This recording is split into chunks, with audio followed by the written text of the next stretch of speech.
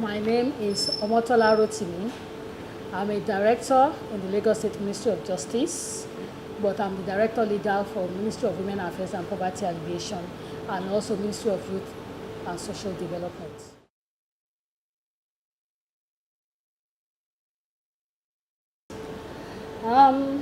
Domestic violence is an act of violence within a household.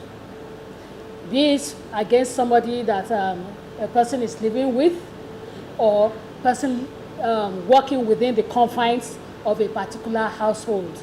For instance, it could be a violence against a husband and wife. It could be a violence against the wife and the children, or the husband and the children. It could be a violence against the house help, or even the driver or the gardener. Anybody that works or lives within a particular household, an act of violence towards that person will be tagged as domestic violence. The different forms of domestic violence are, we have what we call the physical abuse, which is common to everybody. The pushing, the beating, the shoving, the slapping, the banging. Those are the ones that you will inflict physical wound, that people can actually see the physical wound on the person that is being violated, will be termed as physical violence. And of course, we have the sexual violence, which means that having sexual intercourse with the person without the consent of that person. So in that terms, it might amount to rape or defilement if the victim is a child. And of course, you also have, within the context of sexual abuse, you have what we call sexual assault.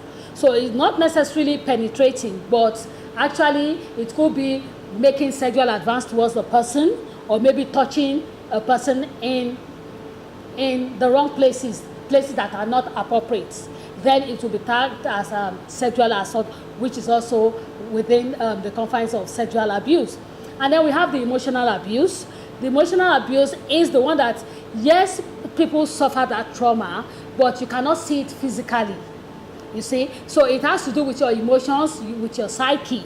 And examples of that would be when somebody has been violated by maybe abusing the person, using derogatory remarks towards the person, verbally abusing a person, or even taking something that is a source of joy to that particular person, removing it, and making that person now feel so sad, and then of course resulting to low esteem in the victim, or even at times resulting to suicide within the person. And then a person that is an extrovert before becomes introvert, and you could see that the person is going through some psychological trauma. Then it will be emotional abuse. And then of course we have what we call the economic abuse. Economic abuse is when you remove the livelihood, for example, the means of livelihood of a person from that person. Even schooling, right to education, when you remove it from a child, it is economic abuse. Then when it comes to an adult, for instance, maybe a housewife that has a shop before, and then somebody says, go and shut down that shop, you cannot go to the shop anymore, maybe the husband or the husband's family, then, they have removed her means of being independent from her, economically independent, and they want her to be deliberately dependent. So it is economic abuse. When you deliberately debar somebody from having a source of livelihood, it is economical abuse.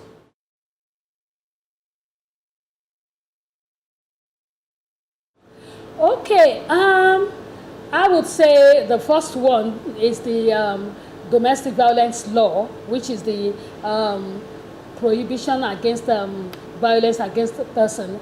We call it the domestic violence law for short, 2007.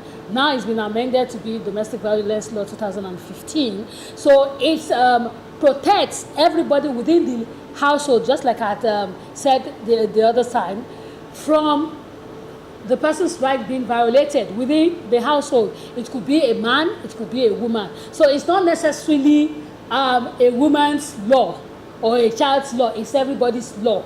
So far you live within the confines of a house, then, and you are protected by that law. So we call it the domestic violence law.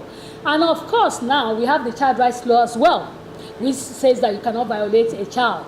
If you have violated the rights of a child, it is an abuse against that child. So the domestic violence law is also within the confines of the child rights law, and of course the 1999 Constitution as well. Right to dignity, right to life. Chapter 4 of the Constitution also protects people from forms of violence as well. So that, and then of course the fundamental human rights and the African Charter as well.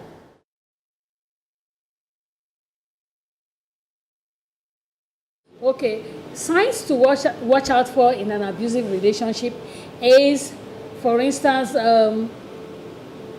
where there's lack in communication between the husband and wife. The communication has broken down, then you know that there is something wrong. And of course, where there is deliberate avoidance of both parties as well, you know that yes, definitely there is something wrong.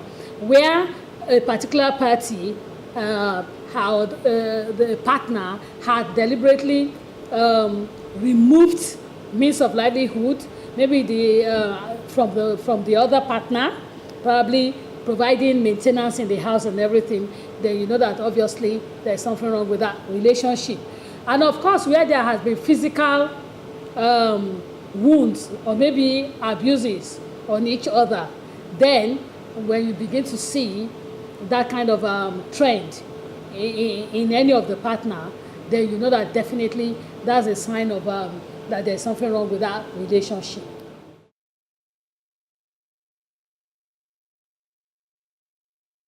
Number one is because of economical dependence.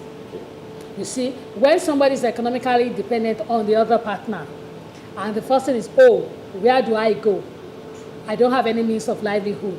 Where do I take the children? You see, I cannot afford to rent a house on my own. That is the first one. The second one is because of religious beliefs. I'm a Catholic. I'm this and that. My religion does not allow me to leave my marriage. Then another one again will be stigmatization. Oh, if I leave my marriage, especially women, I'll be stigmatized. In Yoruba, they will call them alemushu, or how do they call it? You see, that, oh, she's gone back to her parents' home. And then you see the parents too will say, oh, don't come and shame me, you can't come back here. So because of that, the lady is stuck in that abusive relationship. She cannot leave. And of course, you see, there's also blackmail as well at times, because you don't know, especially with the young ones, the past. And then one partner is trying to blackmail the other partner that, hey, if you go or whatever, I'm going to squeal on you, you did this, you did that. So blackmail as well could also be another reason, but the major reason is economical dependency or for financial reasons.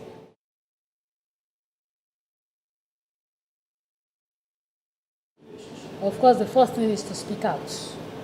Seek help. Don't die in silence. Don't suffer in silence. Speak out.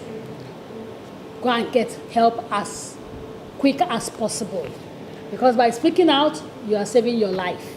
Not only your life, but also the lives of those that are dependent on you. Maybe the children, the aged parents, and everything. So speak out.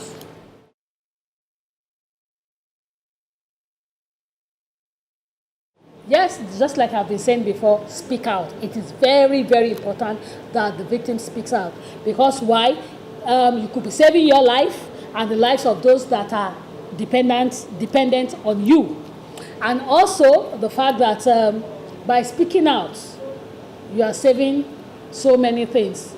Even the nation, your parents, so many people, they had a headache of if anything goes wrong, and then you say, had I known that, I didn't speak out. So it is better to speak out. And then, of course, if you experience or you witness somebody else going through that kind of treatment, then you assist the person, encourage the person to speak out. That, of course, there is a shoulder to lean on. Thank you.